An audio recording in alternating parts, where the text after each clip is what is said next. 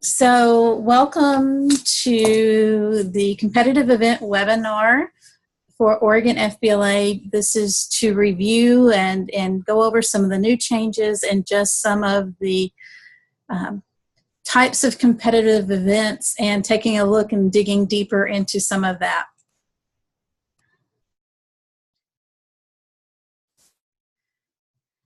So nationally, they've restructured the competitive event website. For those of you that are veterans watching this webinar and on the call, it's different now on their website. So if you've been used to going to the competitive events resource area, that's all changed and it looks very different.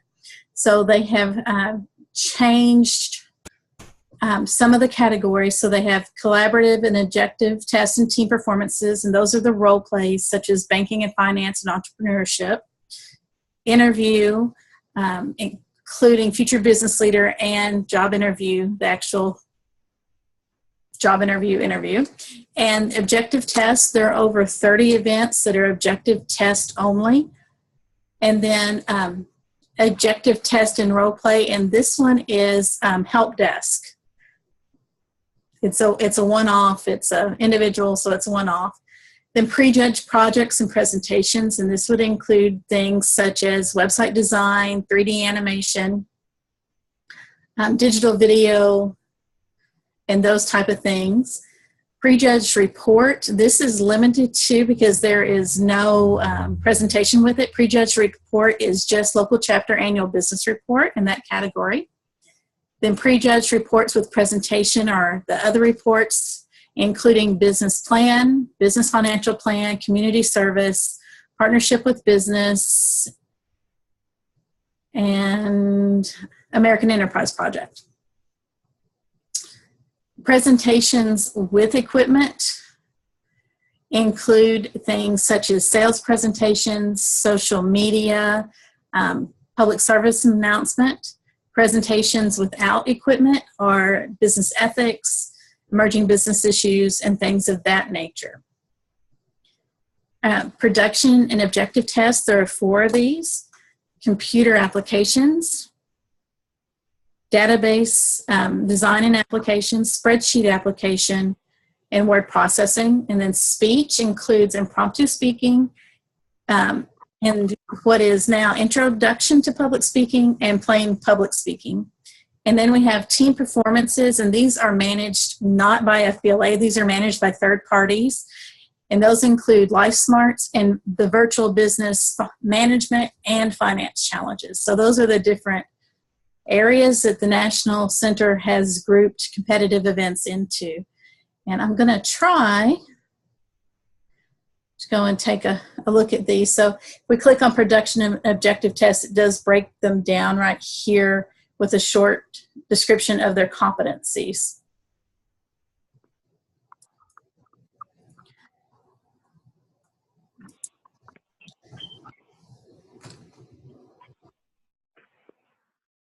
Is my screen still sharing?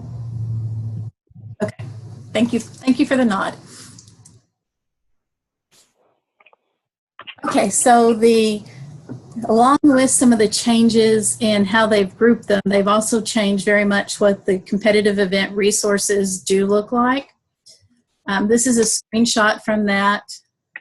You can use these check boxes to narrow some of your options. So if you wanted to have your 9th and 10th find an event for them, you'd select 9th and 10th grade, and then that would populate with those.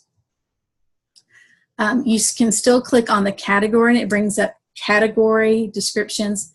And then the next slide shows, I've clicked on 3D animation, and this is what the resources look like now.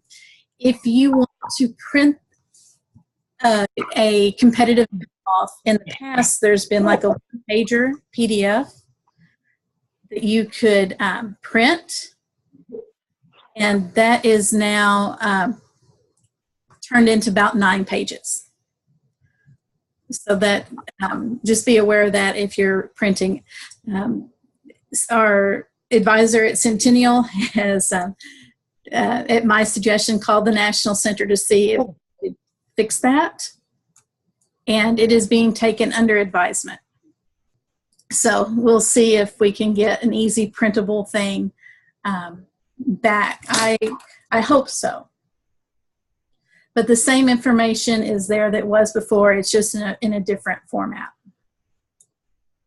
So we do have some brand new events this year. One of them is broadcast journalism. And this will run similar to our presentation events. The students have a topic, and then they will prepare a 7-minute news broadcast based on that topic. They will not have any equipment available to them, and I'll get into that in a little bit.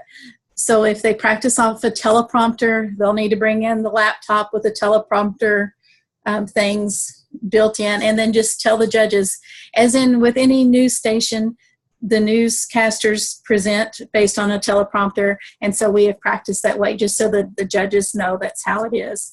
And perhaps they're going to throw it to a pre-recorded segment, and then we take you now to Susie Smith, live from wherever, and then they would just have that available, that video clip ready to roll and show as well. So those are some options, but nobody really knows what this event will look like in the end because nobody's done it yet. So my suggestion in preparation for this is just have your students watch a lot of local newscasts and a lot of national newscasts to see how that goes. But the topic is posted, and you have access to that. Another new event, and it's not managed by FBLA, but it's managed through one of our partners. It is Knowledge Matters Virtual Business Finance Challenge. And the way students, this will not be a state event, this is not a region event. Students participate in one of two challenges, either in the spring or in the fall. And then the national office will let me and then let you know if your students have qualified to advance to nationals. If they do, that does count as their one event that they can do at the National Center, or at the national conference rather. We've also have several renamed events this year, and this is just in an attempt to clean up some naming so that it is very clear that all 9th and 10th grade events now start with the word introduction. So FBLA Principles and Procedures is now renamed Introduction to FBLA. Introduction to Public Speaking used to be Public Speaking 1, but it now carries the introduction to it. And then Public Speaking 2 has been renamed to Public Speaking. Effective immediately, the MOS, Excel, and Word, which were also not managed by FBLA, but through our partner at Certiport, those have been retired. Certiport has chosen not to continue their partnership with FBLA. So one of the biggest changes, huge change, big change in the land of FBLA is that all competitive events, with the exception of parliamentary procedure, are now individual or a team of 2 or 3, or if they were previously a team. So this mainly affects these following events: banking and financial system, global business, hospitality management, management decision-making, management information systems, marketing, network design, and sports and entertainment management. All of those were mandatory teams of 2 or 3, where it's a test and a role play. The reason they've now made it an individual or a team of 2 or 3 is so often a team would qualify to go to nationals, and not the entire team could go. And if only one member of the team could go, that disqualified that entire team. So now it can be an individual or a team of 2 or 3, which is amazing. Of course, there's exceptions to everything. Parliamentary procedure is still a team of 4 or 5, and I always recommend that 5 in case you have somebody who cannot go or gets sick at the last minute. And this does not apply to Life Smarts or the virtual business challenges, which are not managed by FBLA. But all those other events are now individual or a team of 2 or 3. This is also a huge change, and I'm not well, I do know how I personally feel about it, and that this is going to be a big change for our students, and we will mirror the national guidelines at state conference. So projectors are no longer available. Students in events where they've previously been available. This includes everything from business presentation to website design and all of those in between. For the preliminary round, no projectors will be available. This also means that there's no power and no screen available in those events. The intent is from the National Center that students will show the presentation via their laptops or via a USB monitor or via an iPad or a tablet type device to the judges, and that will be the way they go. Power, screen, and projectors will be available during the final rounds to those events that are open for viewing. The funny thing about that is we won't know which ones are open to viewing until about 2 weeks ahead of time. But at state, you will know, we'll know that ahead of time, so your students will know for final rounds which ones they'll be able to practice with the projector. But just, we want them all to understand that for all the preliminary rounds, that is not going to be an option for them because that's the new regulation. We are also changing,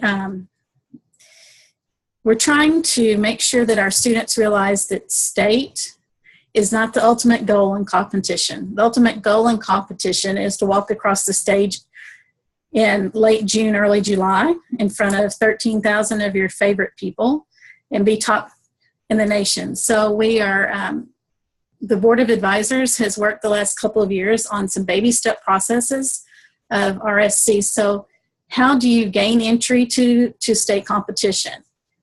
And so from RSC, from Regional Skills Conference, the top 10 winners in objective test advance, the top 10 advance and performance events, the role play events, and this will be test only. So students will have an opportunity to practice if they are in the top 10 teams, but the role play won't count for advancing to state.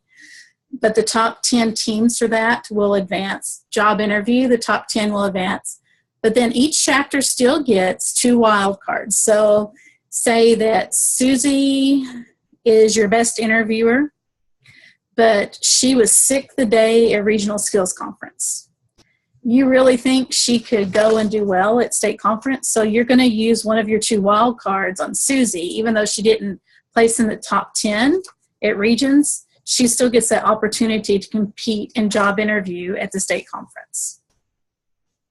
So these will be in place this year, and the region coordinators will be forwarding winners list at the end of their conference so that we can do some cross-checking and some validation. And this is for some regions, this is no switch at all, that they've been operating this way, and it's been very competitive, and this is the reason we go to Region Skills Conference. And others have looked at it more as a practice, and so we're moving more away from it being a practice opportunity so that it is true competition, getting them ready for state, getting them ready for nationals. But we still have several events that you don't have to go to RSC to qualify. And big long list here, 3D animation, the new broadcast journalism, our financial plans, business plan, several of the technology events, public service announcement, publication design, and website design. So all of those are not part of the Region Skills Conference. And so if you have a student or students that want to do these, that's great. They just go ahead and work on them like they're going to state, because that will be their first competition. We also still have our chapter events. So each chapter gets 1 entry, and these events, so American Enterprise, community service, partnership with business, These three also have a performance component to them. And then we have several state-only events such as chapter newsletter, chapter scrapbook, chapter website, digital scrapbook, government promotion project, and the March of Dimes report. And then regardless of whatever else and what other competitions students may be doing, every member of Oregon FBLA is allowed to enter electronic career portfolio and future business leader. And I want to have a caveat here that future business leader is the top event in FBLA. Oregon FBLA has as many competitors in future business leader at the state level that there are nationally.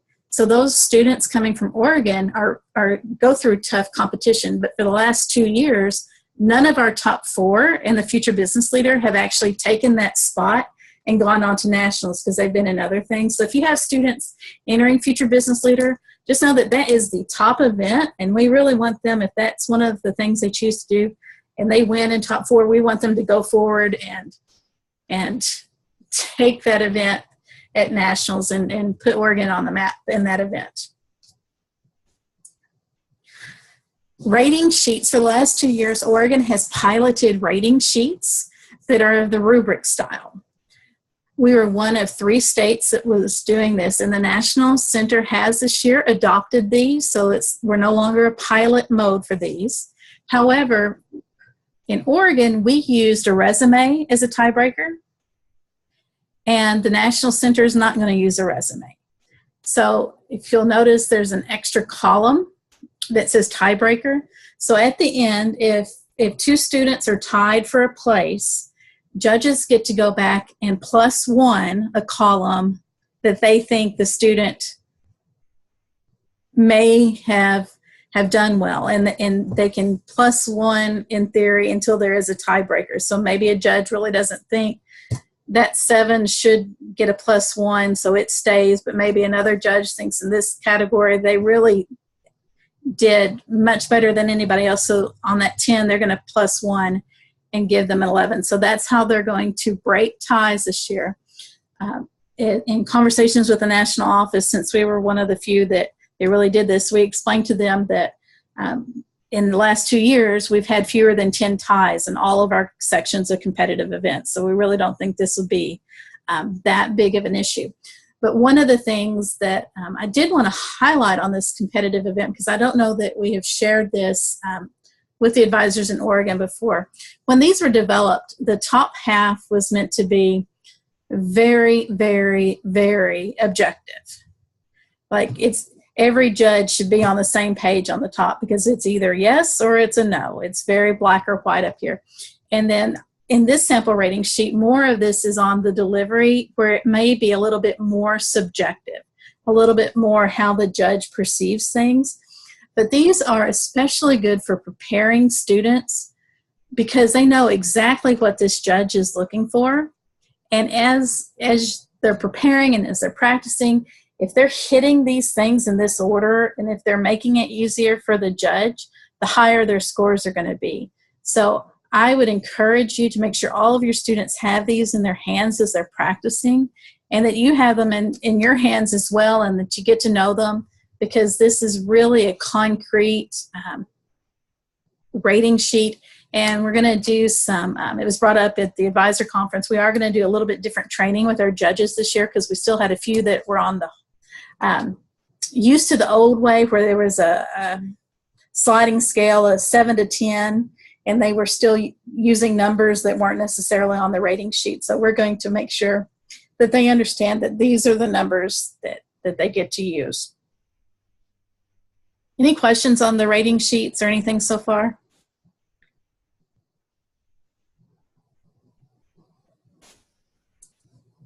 Okay, moving on.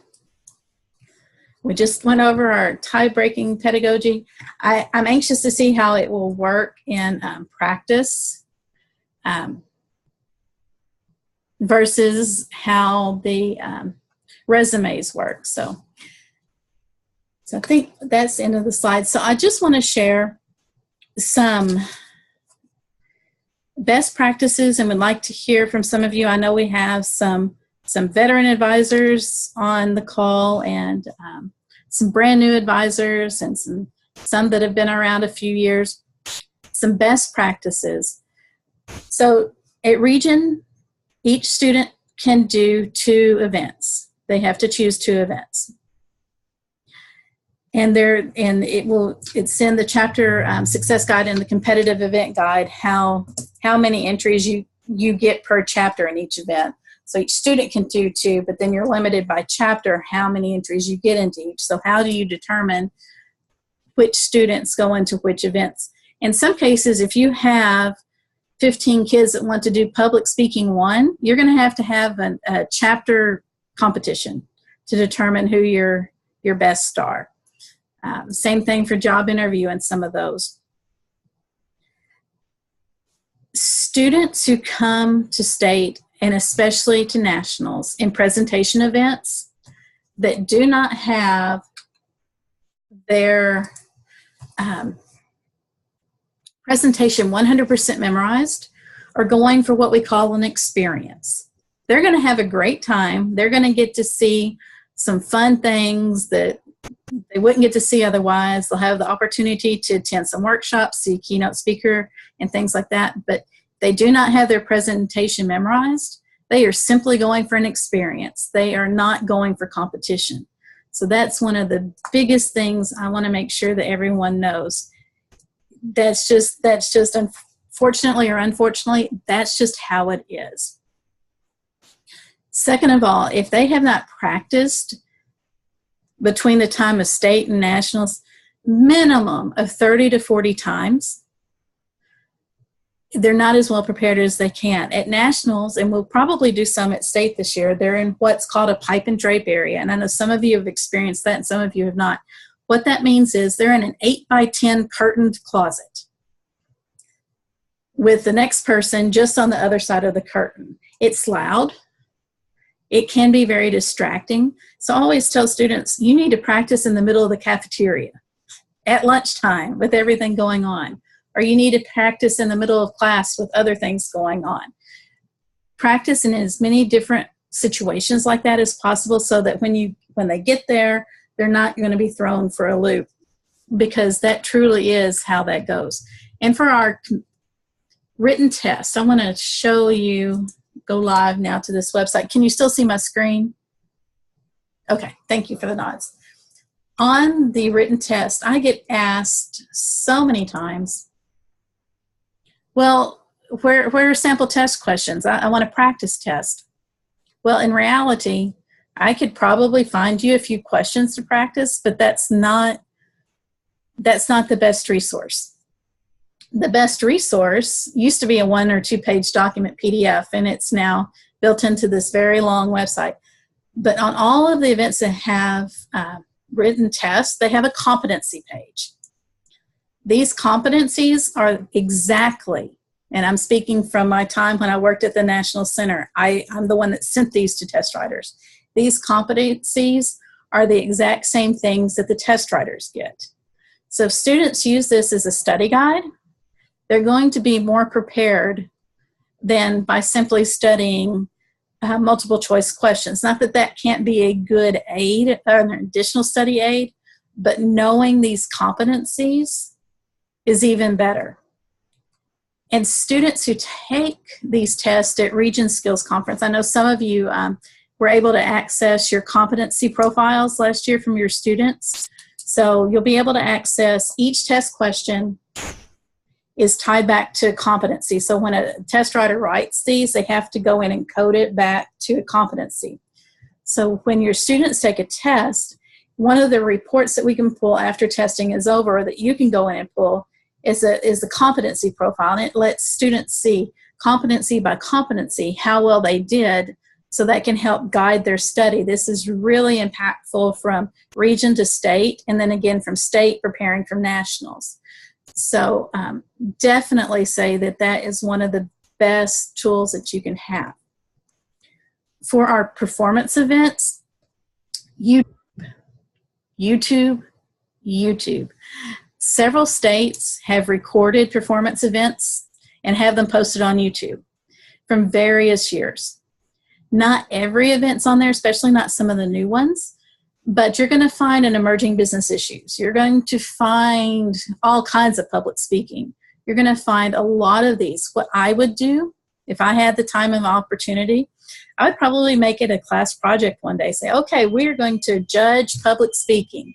So everybody hand out these rating sheets and then let students judge them. Let them see, hey, what did they do well? What did they not do well? You know, what could they improve on? And use that as a tool. There are so many of the presentations out there that I just want to make you aware of it. They're not on the national site, but they're on YouTube. And so if you just go and search for that, that's going to be one of your best resources that you can find. Carla, I got a quick question for you. Sure.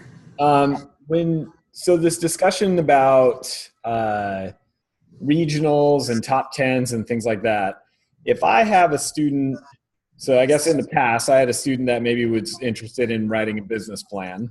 Mm-hmm. And so they would be taking that to the state competition, and then they would also at state have their wild card where maybe they did personal finance. Okay. So am I at this point in time, because the student has worked really hard on putting this business plan together, do I want to keep that student from testing at regionals because they would only be competing in one of those at the state competition? Or if they placed in the top 10 at regionals, would they be allowed to compete in both of those competitions? Well, they still get to do 2 at state. Say that one more time. They get to do 2 events at state. Oh, okay. So if they place in top 10 in personal finance, they still get to do that because they're a region qualifier. And as business financial plan or business plan doesn't go through the region, they still do that. Okay. Then maybe they've done electronic portfolio and want to do future business leader too. So in theory, a student could be in 5 events if they did a chapter event as well. So. But if they don't place in the top 10, they just don't get to compete in that particular category. They still have a business plan, and they theoretically could be one of the 2 wild card spots for something else. Right. Okay. Right. Each chapter gets 2 wild card spots. So. Gotcha. Okay. Good question. Other questions?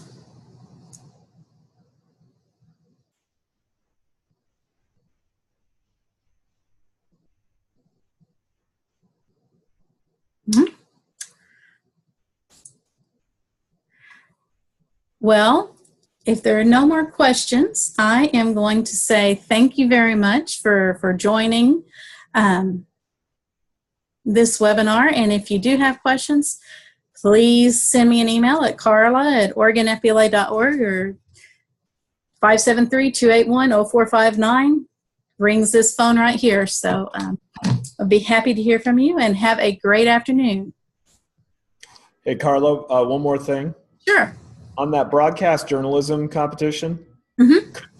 could the kids, I know that you were talking about that are supposed to be similar to like marketing and things like that. Could they just record the whole entire 7-minute news show and just play a video? I don't know why they couldn't. I want to go back and read it, make sure it doesn't say live. Okay. Because if it says live, that would change it. But if it doesn't say live, then all right. I like the way you think on that.